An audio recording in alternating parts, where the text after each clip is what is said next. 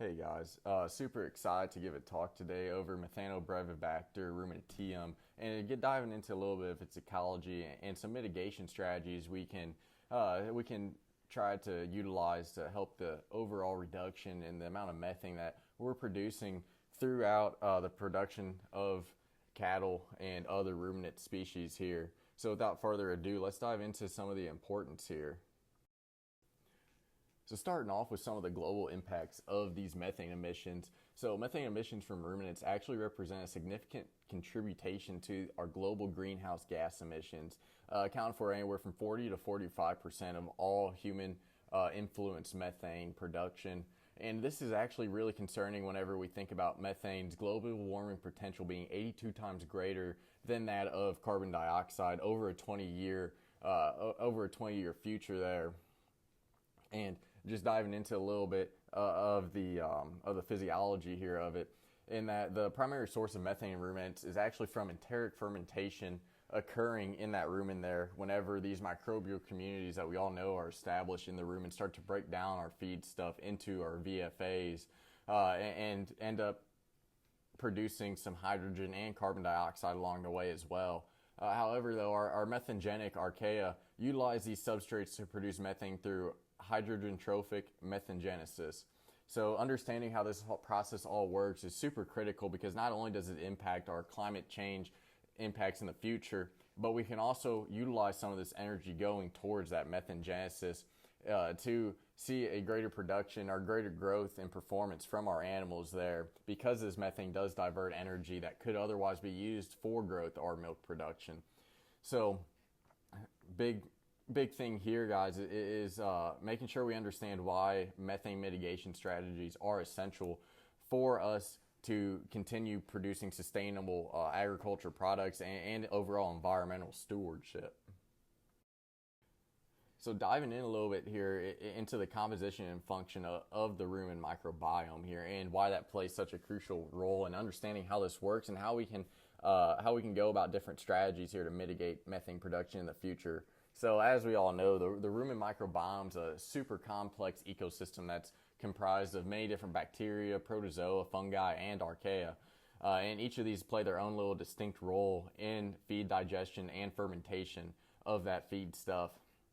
And these bacteria primarily ferment carbohydrates into volatile fatty acids, which serve as the energy source for our host animal, or in this case, our ruminants being cattle and sheep. And these protozoa and fungi end up assisting in fiber degradation as well. Methanogenic archaea are responsible for the methane production by utilizing hydrogen and carbon dioxide during said fermentation. Among these archaea, Methanobrevibacter ruminantium stands out as the most predominant species here, oftentimes making up anywhere from 50 to 70% of the total archaeal production or population in our cattle and our sheep. And this dominance of that Methanobrevibacter ruminantium certainly lets us understand its ecological importance and its position as a prime target whenever we talk about these methane mitigation strategies, and understanding how interactions with the microbial community can be essential for designing interventions that reduce methane emissions without disrupting our rumen function, so that way these animals can continue to grow and function as they're designed by nature to.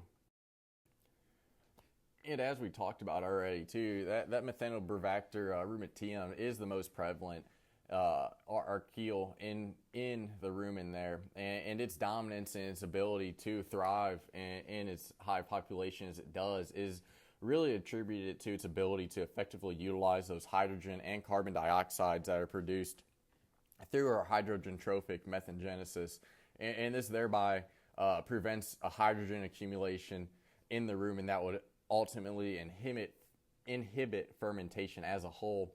And this species is able to occupy multiple niches within the rumen, including platonic forms in rumen fluid and biofilm that's associated on feed particles and in the rumen wall.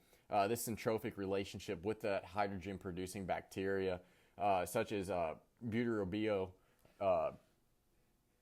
protocostis helps enhance that methane production by upregulating that methanegenesis there. And there are a couple different factors that attribute to uh, method to M. ruminantium's abundance in the rumen. One of those being the diet. So as we all know, whenever we feed our higher forage diets there, we end up seeing an increase in the total amount of that M. ruminantium just due to the amount of hydrogen that's available there from our forages there. Well, as we get to our high concentrate diets like we'd see in a feed yard, we see that shift in that population go towards more of a methylotrophic methogens. So see a little bit of influence there from the diet, which is one of the strategies that we'll later talk about to implement into mitigating overall methane emissions. So to dive into a little bit of how the genome structure and the functional features of Methanobrevacter ruminantium actually is. So it's a strain of an M1 that's approximately 2.93 MBs in size and contains over 2,200 opening reading frames, are referred to as ORFs, with a GC content of 33.2%. And guys, these are key genes that are involved in that hydrogen-trophic methangenesis that encode our methyl coenzyme reductase, or MCR. And this ends up catalyzing the final step of methane formation and that formula methanfuran dehydrogenase that's essential for overall reduction of carbon dioxide there.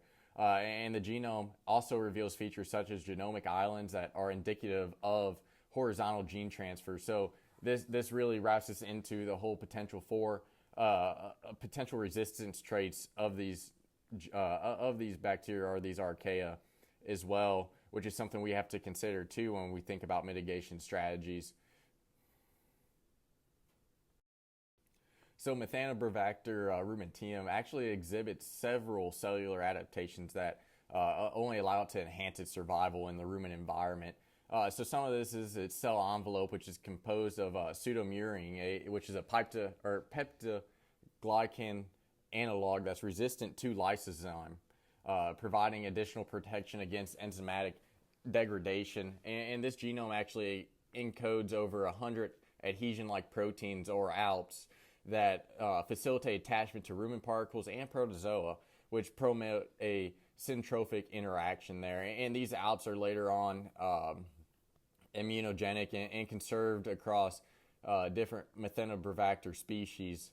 They're making them promising targets to pursue when we think about potential strategies like vaccine development against these methane-producing archaea. And additionally, too, that M. ruminantium forms some biofilms through external polysaccharides, which offer a big resilience there against pH fluctuations and host immune responses, which really allow these methogens to thrive and continue to keep on their merry way. And these structural and functional features underscore the organism's adaptability and complete efforts to mitigate methane productions, as interventions must account for these survival mechanisms that these archaea have developed over hundreds of thousands of years. So our Methanobrevacter ruminantium actually thrives in these syntrophic relationships with these hydrogen-producing bacteria, like our Butyrivibrio protocolystis. These interactions actually prevent hydrogen accumulation, which could otherwise actually inhibit that fermentation process like we had talked about earlier. And these cold cultural EMS experiments demonstrate that the presence of our hydrogen-producing bacteria actually upregulates the methagenesis genes in our M. ruminantium there, which actually increases our methane production by 20 to 30%. So when we start considering these environmental factors, including our diet, that can significantly influence its abundance, like our high forage diets that promote the occurrence or population of M. ruminantium due to that hydrogen availability. And then once again, our high concentrate diets that see that population decrease there. And we can even see some influences there by the host, such as breed composition and age of that animal, which can affect overall population dynamics in the rumen and show certain links there to M. ruminantium's abundance. And these ecological interventions certainly highlight the complexity that's effective methane mitigation. One of the ways that we've actually found to inhibit the action there of methanegenesis is through chemical inhibitors. And these have emerged as a promising approach to reduce that methane emissions from ruminants. One of those being 3-NOP, which targets the methyl coenzyme M reductase and reduces that methane production anywhere from 30 to 60%, as we've seen in some studies done in the dairy industry. And when we administer this, we're giving them about 60 to 200 milligrams a head per kilogram of dry matter. So similarly, on that same note, bromoform, which is a halogenated compound found in red seaweed, can actually inhibit this MCR activity, achieving upwards of 82% of methane reduction when studied in vitro there. However, though, resistance to these mechanisms is of the utmost concern as well, as this reductive dehalogenation of that bromoform to dibromethane has been observed, reducing efficacy over time. And additionally, on top of that too, once again, that diet composition certainly influences the inhibitor performance there. With our higher fiber diets or our high roughage diets, can certainly impact the 3-NOP effectiveness due to those altered rumen kinetics there. And these findings certainly underscore the need for more integrated strategies to combine chemical inhibitors with other interventions for sustained methane. Dietary interventions, though, such as those supplemented with that red seaweed, have demonstrated some significant potential in reducing methane emissions. It was found that inclusion of this red seaweed at 0.5% of the dry matter intake can actually substantially decrease methane production by 30 to 50% in vivo. However, though, these prolonged exposures can lead to a shift in that rumen microbiome communities, which end up leading to an increased butyrate producing bacteria, which may partially offset some of those methane reductions. Combining this red seaweed supplement, though, with our chemical inhibitors like 3-NOP, it can actually see additive effects, achieving upwards of 60% methane reduction there. However, though, despite these promising results, some long-term monitoring of this rumen microbiome health is certainly going to be essential in trying to prevent any unintended consequences, such as dysbiosis or reduced fiber digestion in that rumen. And these strategies certainly highlight the importance of balancing methane mitigation with overall rumen functionality and animal health, because as we all know, animal health is one thing that we certainly strive for when producing these high-quality proteins. And then as we start wrapping things up here, one of these biotechnological interventions that we found is actually, like I said before, these vaccine developments and phage therapies, which offer innovative solutions for methane mitigation.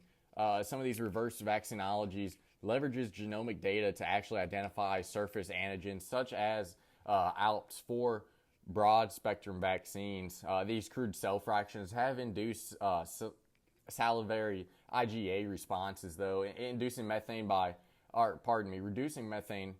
7 to 23% in sheep, while some purified peptides have actually elicited stronger cross-reactive immunity. Challenges, though, do end up including some antigen persistence and antibody dilution due to rumen turnover, which we know occurs about every 24 hours. And some of that synthetic peptide vaccines actually target conserved epitopes, which show some promise, but with immunomagnet capture confirming 80% binding efficiency. And then additionally to these prophage-derived enzymes like your PEIR can lyse some methogen cells, reducing the viability by 90% in vitro. Well, these approaches are certainly promising. Some practical implications certainly require some oversight to get over these hurdles as they're related to delivering and administering this vaccine, as well as its stability and ecological complexities. And then as we wrap things up here too, despite some of these significant progresses in our methane mitigation strategies, several challenges still do remain. The rumen ecosystem is one that's awfully complex, and microbial redundancy can often lead to compensatory mechanisms that reduce intervention efficiency. Chemical inhibitors do risk microbiome dysbiosis, which could introduce residues into animal products, which does raise some very valuable food safety concerns. And some of these vaccine developments face obstacles such as antigen optimization and effective delivery systems. The future directions are certainly going to be heavily emphasized in the integration of a multi-genomics approach where we can integrate these genomic, transcriptomics, and metagenomics to help refine a greater intervention there and predict some of that ecosystem responses. Achieving sustainable methane reductions, though, will certainly require these multifaceted strategies that balance environmental goals with animal health and production efficiency. A 30% reduction in methane emissions could actually redirect anywhere from 5 to 10% of that feed energy towards growth and performance, helping us support a global climate target of net zero emissions by 2050, as cited in some papers by you et al. And with that here, I'd just like to wrap up this presentation showing you all the work cited in case you'd like to dive deeper into any of these papers here. I really appreciate y'all taking the time to listen to this presentation today. Hope you all have a good one.